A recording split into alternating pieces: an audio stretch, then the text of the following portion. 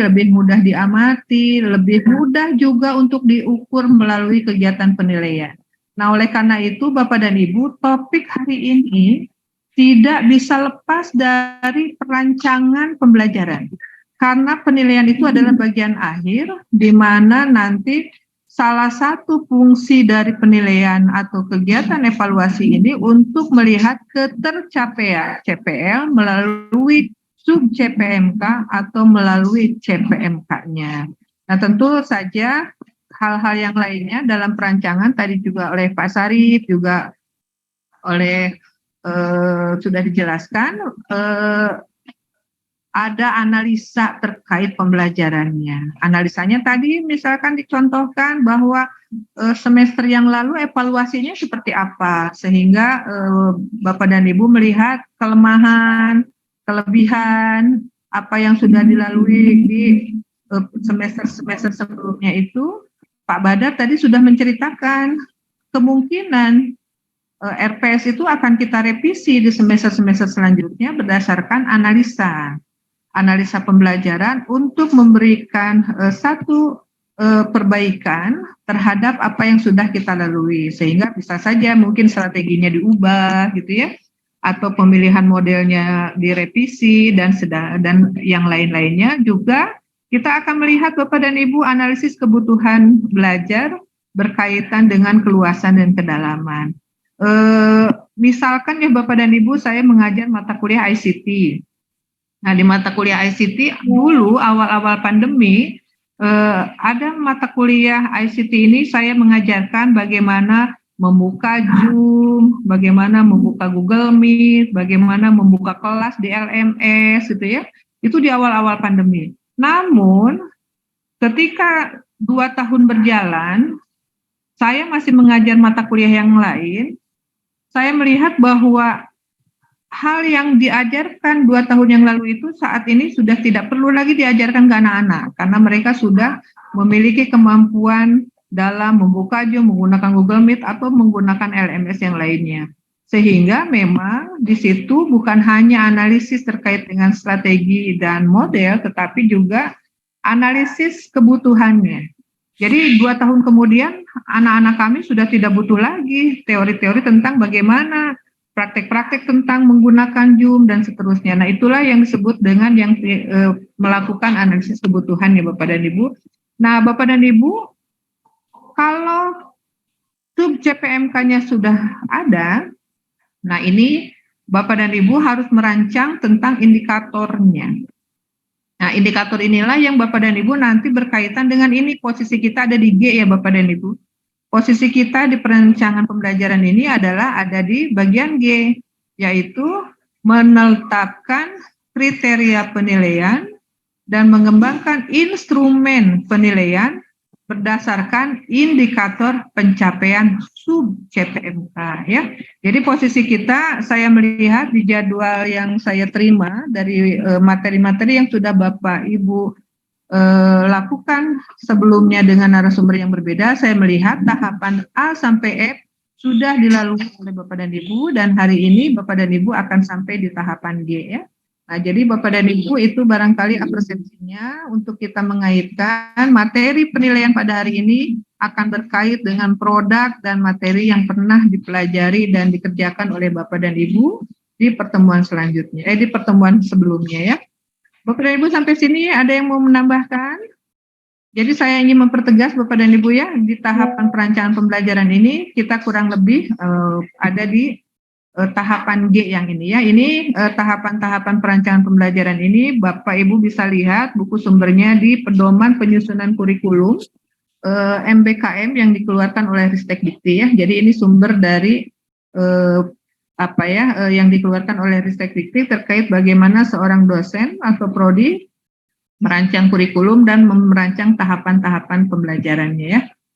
Bapak dan Ibu ada yang mau menambahkan sebelum kita lanjut? Ibu Dokter, baik, kalau instrumen penilaian ini termasuk rubrik nggak yang baik kinerja dan portofolio? Betul. Saya pending dulu pertanyaan Pak Sarif ya, karena kita akan masuk ke sana. Baik, terima kasih nih Pak Sarif, udah tidak sabar menunggu materinya ya, rubrik dan penilaian dan seterusnya. Oke, Bapak dan Ibu, saya skip aja ya. Tentu tadi sudah saya jelaskan apa fungsi evaluasi pada pembelajaran. Kita banyak sebetulnya fungsi itu. Fungsi bagi dosen, fungsi bagi mahasiswa, fungsi bagi lembaga, fungsi bagi orang tua, fungsi bagi stakeholder, itu banyak sekali. Kalau kita batasi bagi dosen, salah satunya adalah untuk melihat bagaimana ketercapaian CPL, CPMK, dan sub CPMK yang telah ditetapkan itu tercapai. Nah, sehingga Bapak dan Ibu, tujuan dari sesi pada pagi hari ini adalah Bapak Ibu ada 3 kegiatan nanti dengan 3 kegiatan mandiri ya. Yang pertama adalah Bapak dan Ibu menyusun instrumen penilaian sikap, menyusun instrumen penilaian pengetahuan, dan menyusun instrumen penilaian keterampilan. Dalam hal ini keterampilannya KU dan KK ya Bapak dan Ibu, keterampilan umum dan keterampilan khusus.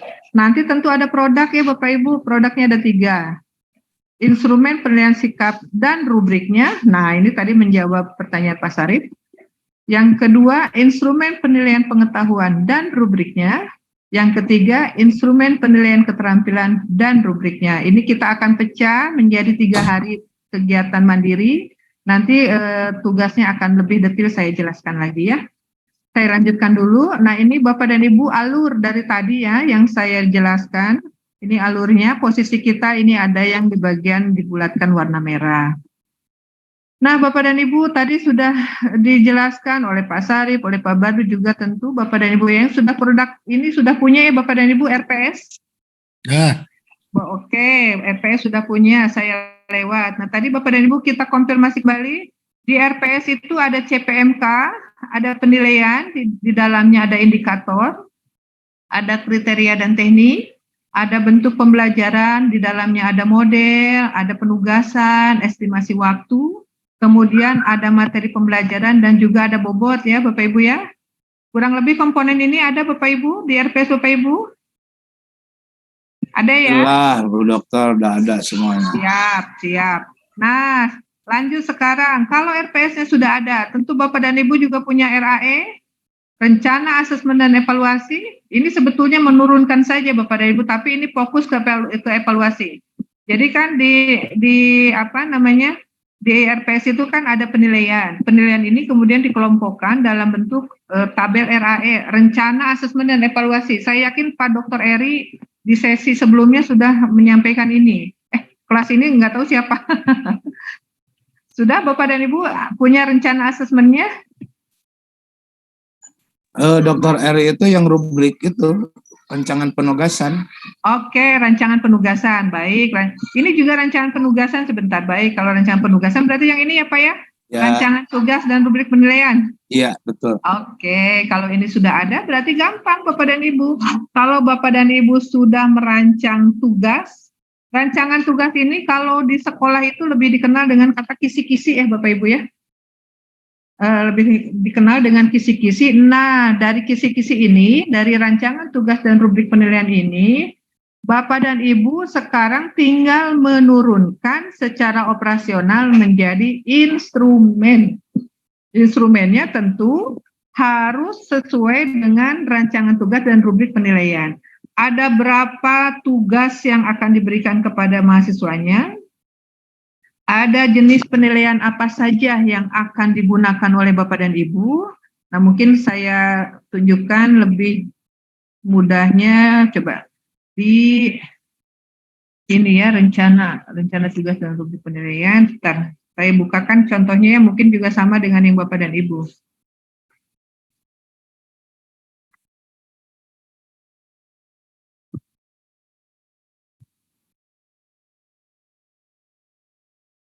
Oke.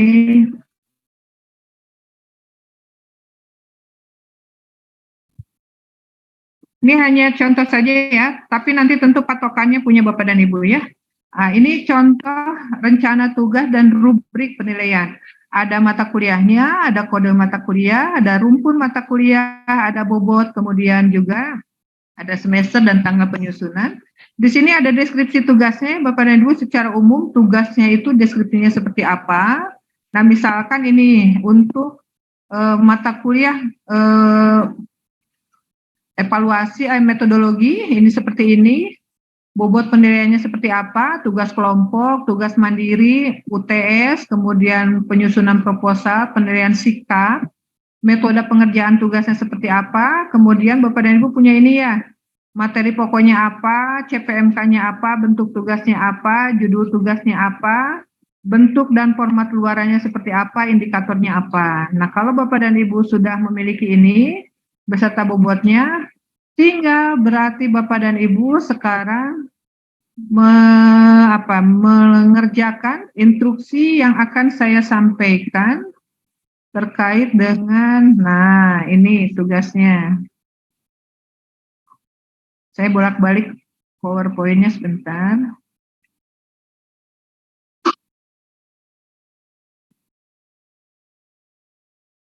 Nah ini ya Bapak dan Ibu, ada 3 tugas tadi seperti yang saya jelaskan di tujuan sesi ini.